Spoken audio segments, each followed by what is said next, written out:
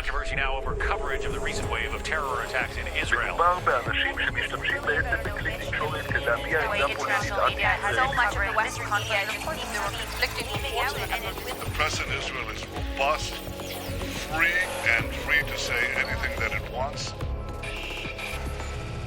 Hello, I'm Richard Gisbert, and you're at The Listening Post. These are some of the stories we're focusing on this week. The Israeli government is taking a long look at the media, from both inside the country and out. China's state-owned news organizations take their orders from the top, President Xi Jinping. For more than 20 years, the South African media have been telling stories about change too slow in coming. They may as well have been talking about themselves. General Secretary, the sight of your strong frame is fixed in my gaze. A message for the editor turned poet in Beijing. Don't quit your day job.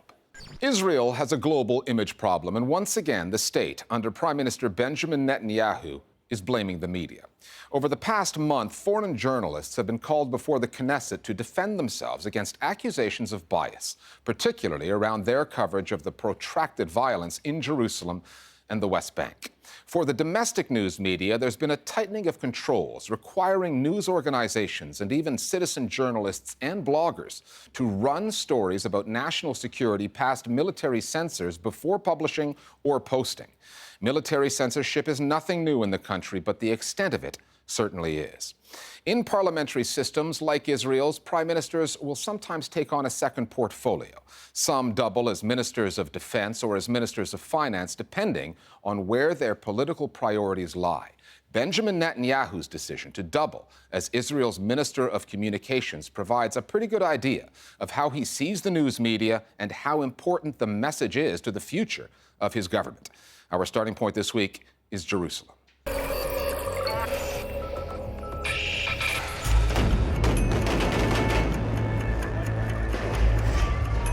The Israeli-Palestinian conflict is one of those news stories that moves in phases, from full-fledged war in Gaza in 2008, then 2012, and again in 2014.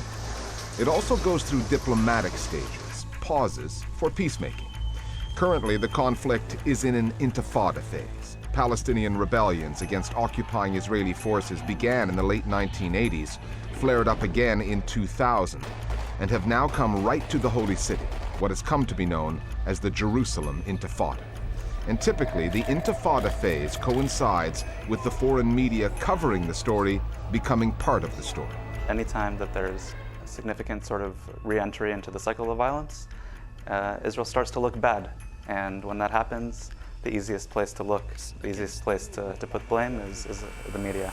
Leveling the Halabi family house was Israel's retaliation for the deadly stabbing attack carried out by one of the Halabi sons. And especially the international media, which tends to take a more nuanced view than the Israeli media. If you ask the average Israeli what they think of the foreign press in Israel, they would have always had a negative opinion.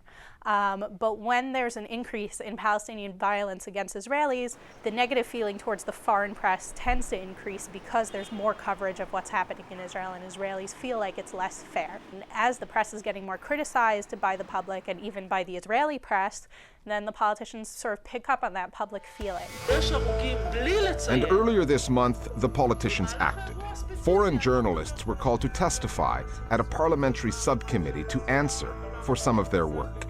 At issue was a CBS News headline posted online February 3rd, referring to 3 Palestinians killed by Israeli police. There was no mention that the Palestinians were shot after shooting at Israelis first. Within hours, CBS changed the headline after the foreign ministry accused the network of unprecedented chutzpah and called the headline slanted and false. CBS did not testify before the Knesset members, but the head of the Foreign Press Association, the bureau chief for Reuters, did, telling them that occasional errors and isolated examples do not add up to a systemic bias. All in all, I really fail to see that the media has something to answer in terms of bias, systemic bias. Look back over our own output since the upsurge in violence that began last October. So over the course of about 4.5 months, we had produced, I don't know, somewhere in the region of 700 stories. In one case, there was a headline that was inaccurate, and we corrected it. That is an extremely low incidence of error. But if you multiply that by all the news organizations working in this region, to have our error and the 4 or 5 that were actually discussed at the hearing, and suggest that that's somehow institutional systemic bias against Israel is absurd. It's laughable, in fact. It's possible that Baker sees it that way. However, the level of coverage that Israel gets in the world media and the angle from which it's covered is something that many Israelis see as hostile. I think that, the foreign press are coming from somewhere else, and the Israelis are coming from here. And the foreign press see it as it's all about Israel's problems, Israel's problems, Israel's problems, and the poor Palestinians who are being victims. And that's a problem in coverage, because it's not Israel's decision when somebody comes out and decides to stab an Israeli in the supermarket. Israel doesn't have a PR problem. Israel have many times a policy problem. And there are just certain things that you can't explain, even if you have media that supports you.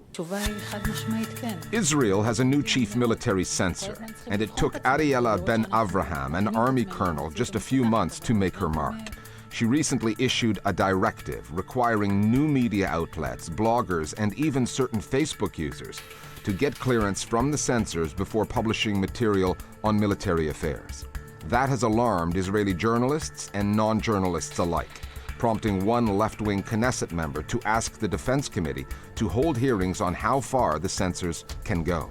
Ilan Gilon put it in Orwellian terms.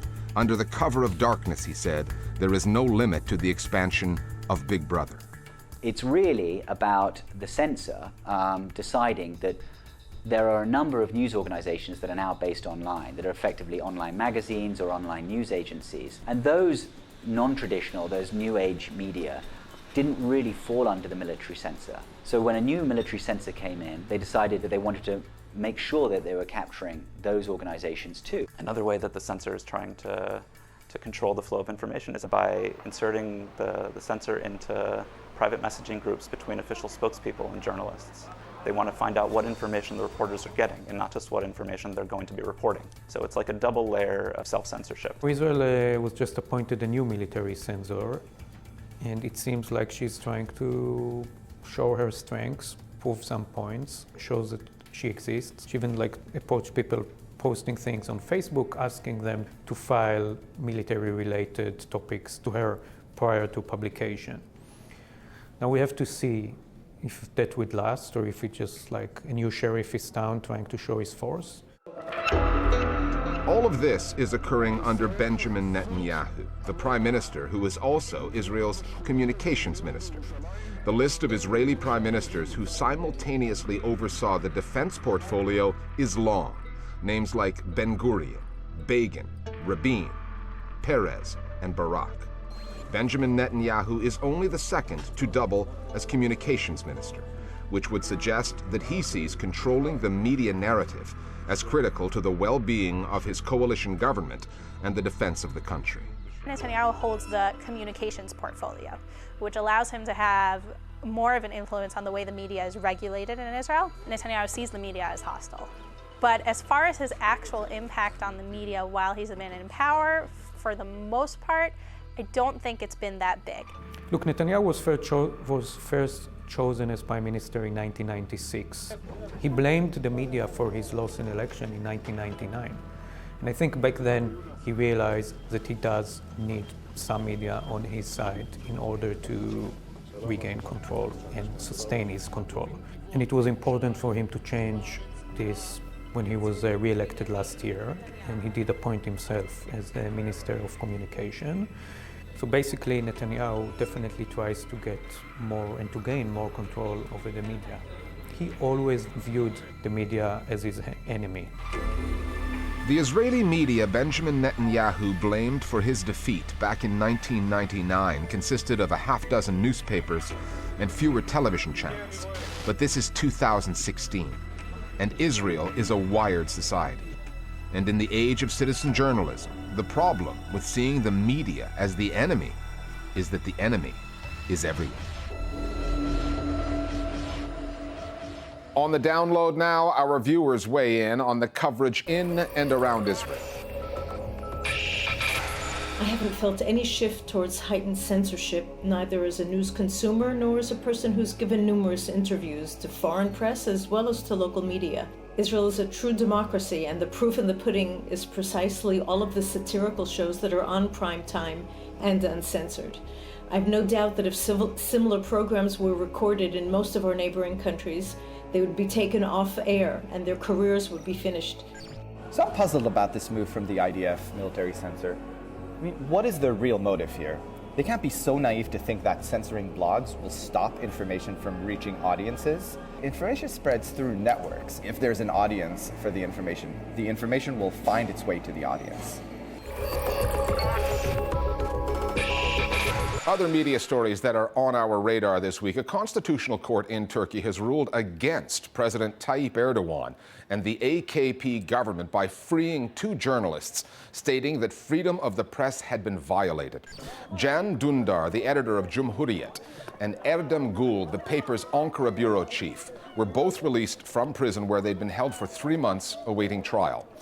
The case centered around a story that Cumhuriyet filed last May, backed with video, alleging that the Turkish intelligence service was shipping arms reportedly bound for ISIL fighters in Syria. President Erdogan made it clear that Can Dündar would pay a heavy price for that story. The Cumhuriyet journalists were then charged with revealing state secrets for espionage purposes, seeking to violently overthrow the Turkish government and aiding a terrorist organization. Prosecutors were seeking life sentences for the pair. However, the Constitutional Court has ruled otherwise. By a 12-3 majority, it said that the defendants' rights to personal liberty and security, freedom of expression, and freedom of the press had all been violated. The case has been sent back to the lower criminal court, which is expected to rubber stamp the decision. Chinese President Xi Jinping has made the rules of journalism perfectly clear for the country's state-owned news outlets. They are there to serve the interests of the Communist Party. Xi visited 3 newsrooms in Beijing last week, including the People's Daily newspaper, the state-run news agency Xinhua, and the state broadcaster CCTV, where he demanded absolute loyalty to the Communist Party. Xi told employees that all the work by the party's media must reflect the party's will, safeguard the party's authority, and safeguard the party's unity. Xi's tour of state media was broadcast across China on CCTV and internationally as well on CCTV World. 2 weeks ago, Beijing issued a decree. It takes effect next month and will prevent foreign media companies, including those with Chinese partners, from publishing and distributing content online in China. Once again, in the U.S. presidential race, an interview involving Donald Trump has made headlines for the wrong reasons. Only this time, it wasn't just the candidate doing the talking. It was the hosts, Joe Scarborough and Mika Brzezinski, who front the MSNBC morning program Morning Joe. Their off-air chat with Trump during a commercial break was leaked online. Just make us all look good, that's it. Exactly. Critics of Scarborough and Brzezinski say the two have gone easy on Donald Trump, and on the tape, the relationship does sound a bit too cozy for comfort. I saw that what you showed this morning. You have me almost as a legendary figure. I like it. At one stage, Scarborough appears to let Trump help shape Brzezinski's line of questioning. Okay. You don't want me to do the ones with deportation? We really have to get at some questions. That's right. Nothing too hard, Mika. Okay. Mika Brzezinski denies that she was taking orders from Trump and says she was simply talking to the producer in her earpiece at the time. The MSNBC pair also went on the air to defend themselves. They're now mocking and ridiculing us because we got it right. They said that their critics, including some at CNN, were just jealous, since many of them had been dismissing the Trump candidacy while their program was taking it seriously.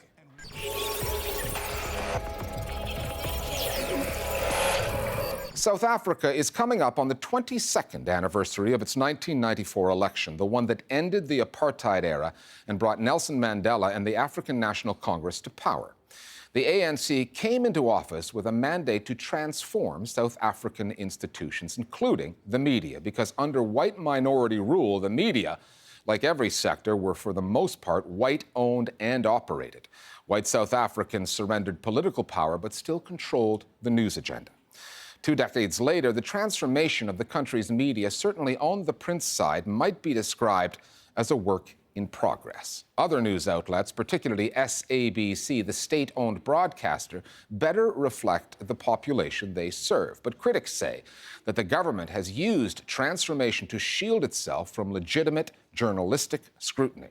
The Listening Post's Nick Muirhead now from South Africa on the transformation issue in the country's media.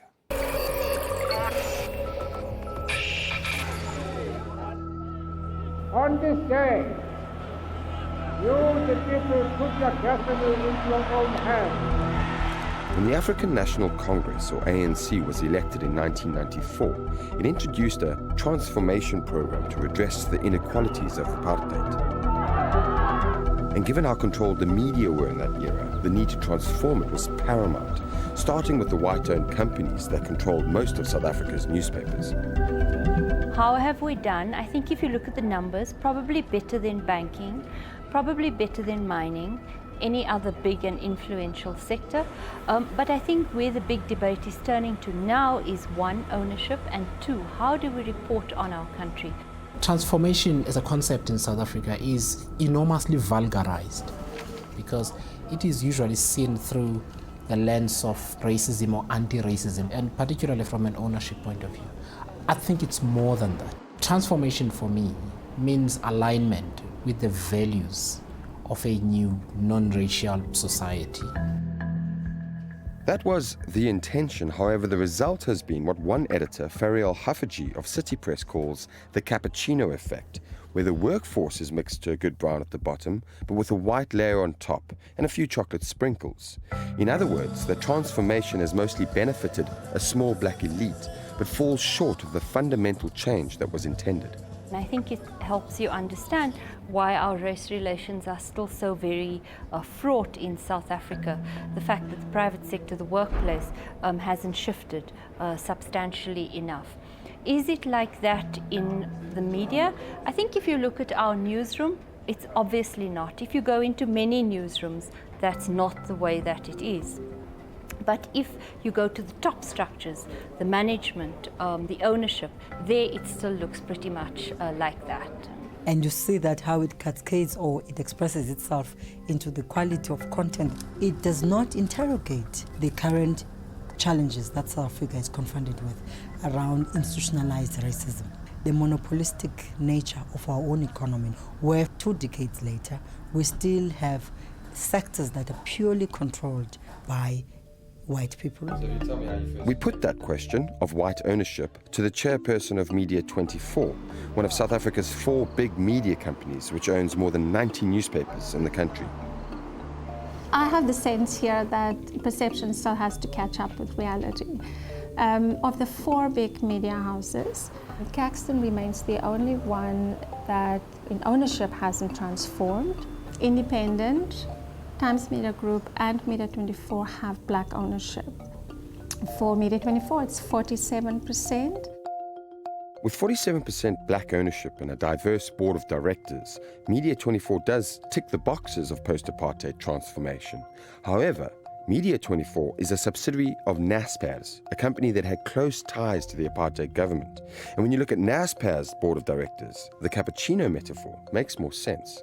Okay, now Naspers has expanded from South Africa into now more than 130 countries, and it's a huge spectrum of work that happens there. So we need expertise on the board that could deal with those issues in the rest of the world. But for the South African businesses, all of the empowerment, the transformation credentials are in place. Look, there are various aspects of transformation. I know people will think about once you replace a black person with a white person, it represents transformation. Once you get few black journalists in the newsroom, it represents transformation. Of course, that's superficial. Like many of this country's institutions, the post-apartheid transformation of the independent media has had mixed success, and where it has happened, some still see it as superficial. That's not really the case at the state-owned South African Broadcasting Corporation, the SABC, whose reach makes it the most influential news outlet in the country. Here, transformation has taken place across the board, at least racially. However, critics say that it's at the expense of the SABC's objectivity and credibility, most notably on the coverage of politics. The growing consensus is that transformation at the SABC has been a guise for the ANC to insert pro-government executives at the channel who will ensure that the ruling party gets favorable coverage. She is confident the president's visit will fast-track the process of fixing their homes. Indeed, before the general election in 2014, the acting chief operating officer, Claudie Motsoeneng, reportedly told staff that 70% of their output needed to be, quote, happy news to help get the ANC re-elected. The water shortage, soon a thing of the past. And last year, when the SABC reneged on its agreement with the main opposition party, the Democratic Alliance, to broadcast its annual Congress live, it took a court order to get the channel to do it.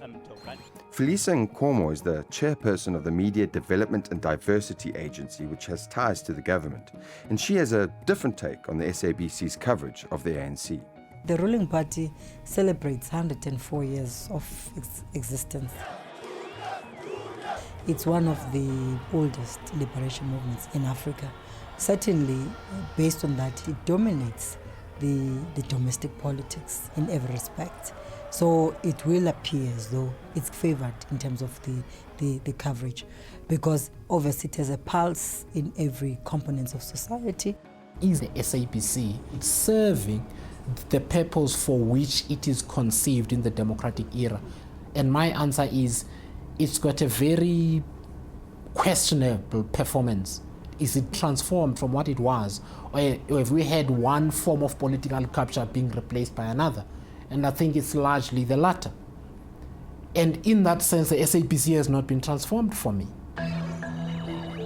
Setting the SABC aside, this is a story about the lack of transformation. Changes in privately owned media may outstrip that in other South African industries like banking and mining, but those sectors aren't as visible as the media, which tend to work best when they reflect the country they cover, the audiences they serve. 22 years on, South Africa is starting to have the discussions that perhaps we put off in '94 because we were so keen to get the transition done, to keep peace. And I think now that we are a nation, love it or hate it, we are having those important discussions about how will we look, how will we be led, what does transformation really mean? It is the media's job to help do this, but at the same time, society itself has not been prepared to examine the transformation story substantively, because it comes with uncomfortable truths that society itself tends to then project on the media as a problem rather than honestly deal with it. Transformation is an incomplete process in South Africa, and the question for news consumers now is whether their media are going to be a part of that problem or the solution. Finally, President Xi Jinping's state media tour was TV gold, with shots of him surrounded by those smiling anchors as he read off the teleprompter, as well as a comical video link with staff at CCTV America.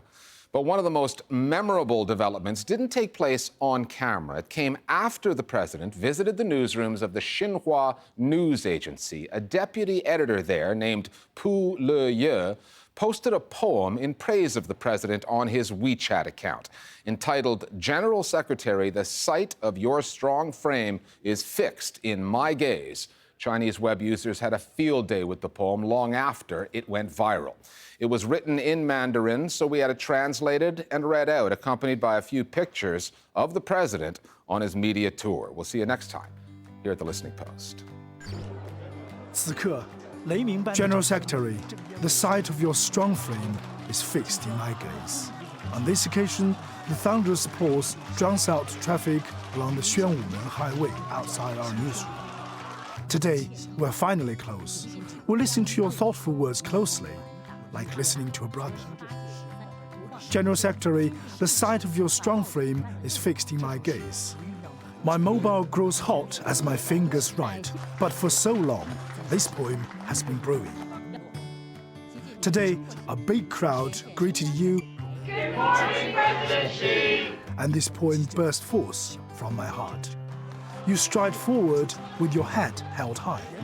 We will keep our spirits high and dash forward on the road of a fairly well-off economy. General Secretary, the sight of your strong frame is fixed in my gaze. A look of respect from me and my fellow Xinhua colleagues. 我和众多新华人崇敬的目光。